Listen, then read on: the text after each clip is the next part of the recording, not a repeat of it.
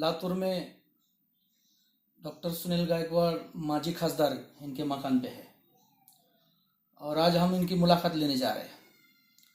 और विषय है केबीसी पे तो अमिताभ बच्चन ने समूर्ति पे जो बात की, किसने जलाया, आज उसका खुलासा होने जा रहा है। और केबीसी पे जैसे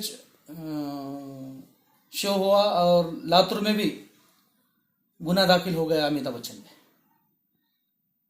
अमिताभ बच्चन ने जो प्रोग्राम चलाए वो उनका काम है, सच्चाई है वो बताए, क्या उन पर गुना दाखिल होना सही है या गलत है।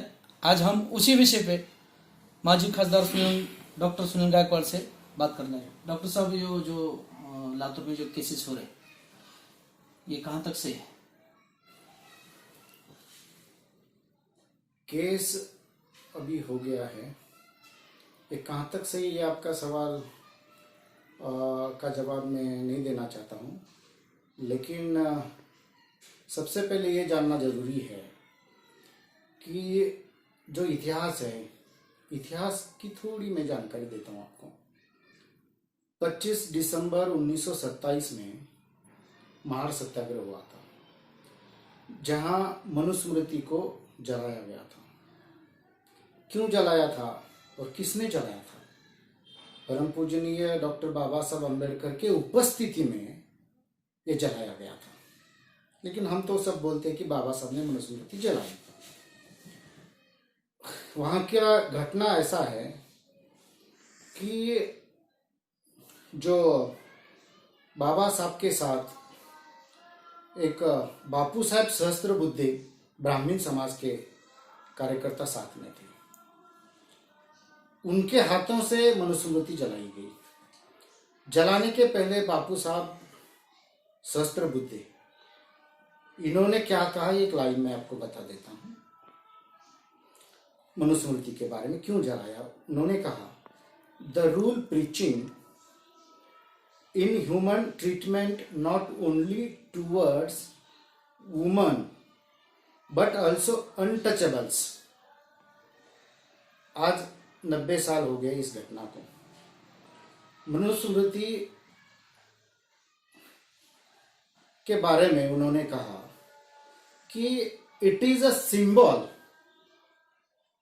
Not of religion, it is a symbol not of religion but of inequality, cruelty and injustice. ऐसा कहकर बापू साहब सहस्त्रबुद्धे ने रात के 9 बजे 25 दिसंबर 1927 में महाड़ में ये जलाई थी मनुस्मृति। रहा ये इतिहास। अभी इतिहास होता है और वो जबकि वो सिचुएशन थी वो हिसाब से जलाई गई थी। लेकिन आपका सवाल, ये केबीसी में जो सवाल पूछा गया, इसके ऊपर हमारे भारतीय जनता पार्टी के विधायक औसा के अभिमन्यु पवार जी ने एक केस किया है। उनका कहना यह है कि मनुस्मृति का जो प्रश्न पूछा गया केबीसी में, कौन बनेगा करोड़पति में, सवाल के जो ऑप्शन 4 पूछे गए हैं, मनुस्मृति जलाई वो उनको इतिहास है तो कोई सवाल ही नहीं आता, इतिहास में है। लेकिन उसमें जो 4 ऑप्शन दिए थे, 4 ऑप्शन में एक मनुस्मृति तो था, लेकिन बाकी जो 3 ऑप्शन थे वो तीनों ऑप्शन हिंदू धर्मग्रंथ के क्यों दिए?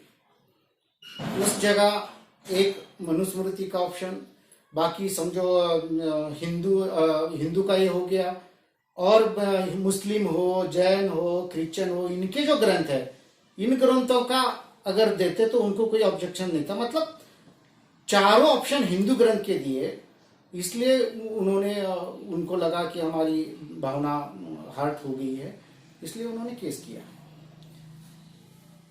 ऐसा नहीं है।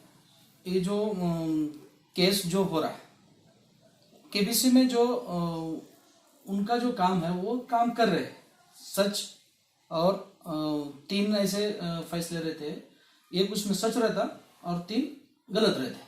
हमारे विधायक का वो जो ऑप्शन दिए है उस ऑप्शन के ऊपर ऑब्जेक्शन है, बाकी उनका कुछ ये नहीं है। मनुस्मृति जलाई उसका वो समर्थन करते, उनका न्यूज भी आया है, वो बाबा साहब को मानते भी है, संविधान के तहत चलते, और इन्होंने केस भी जो किया उनको संविधान से जो अधिकार दिया, अगर किसी के धार्मिक भावना अगर हर्ट हो गई है या कोई हो गया है तो हर कोई आदमी केस कर सकता है, वो हिसाब से उन्होंने केस किया है। वो उनका ये है, उनके हिसाब के उनके तरीके से उन्होंने वो केस किया है। लेकिन इस घटना को ऐसा कोई जो न्यूज में आ रहा है ऐसा गलत फहमियां पैदा ना करे, ऐसा मुझे लगता है। क्योंकि मनुस्मृति जलाया इसके बारे में आपको मैंने बता दिया, बाबा साहब के उपस्थिति में बापू साहब शस्त्र बुद्धे जो खुद ब्राह्मण थे, उन्होंने कहा है वो उस टाइम कि मैं ब्राह्मण हूं,